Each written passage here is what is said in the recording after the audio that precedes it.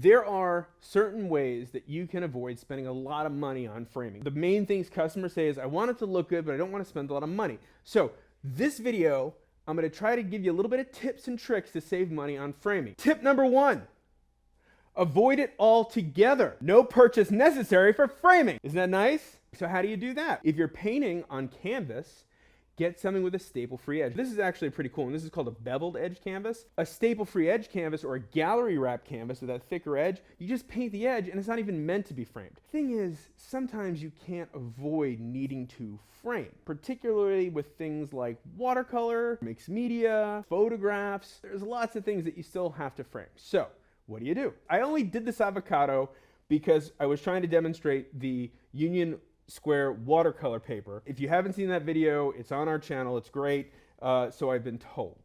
When my wife saw it, she wanted this in our kitchen. So what did I do? I got a custom cut mat in a ready-made frame.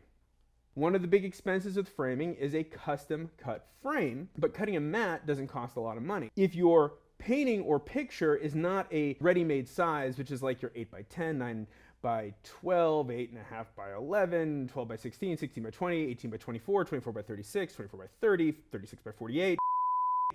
I've been in this business too long. I was able to just cut this window out and then put the mat in a frame that was already made. So there was no custom frame made, just the mat. That's enough about the nut.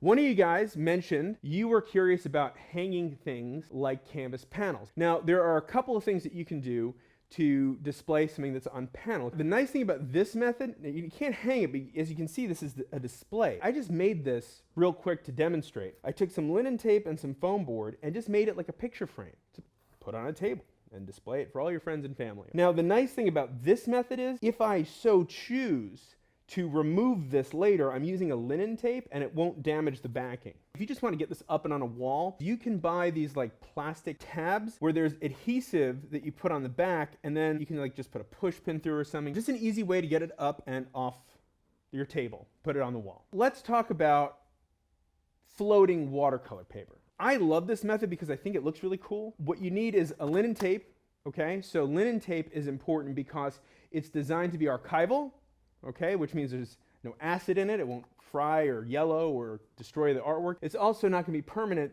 when you put it on, in terms of where if you try to take it off, it'll rip the paper, okay? Now, I'm not going to go into a whole demo, okay, but basically, you can take the linen tape and then mount it directly onto the mat board, and if I wanted to kind of cut this down into a more ready-made size, I could then frame that with some glass. What you do is you just put that linen tape on the back, and then it will float in the middle of that in a frame. Another thing that I think is a really good idea, if you want to find, or if you do happen to stumble upon in a thrift shop or a flea market, or if you're from the West Coast, a swap meet, you can find those old frames. They might have a few nicks, they might be a little scratched up. You might like that and just leave them alone, or just like get a really good quality spray paint and just respray them, gold, black, it doesn't matter. You're repurposing something, and that's better than recycling. Those are just some of my things. I'm willing to guess that some of you out there have your own ways that you like to frame on a budget. And if somebody's watching this video, they're looking for ideas. I gave you a few. Share your ideas. Share what you do to frame on a budget. Okay, I think I'm done.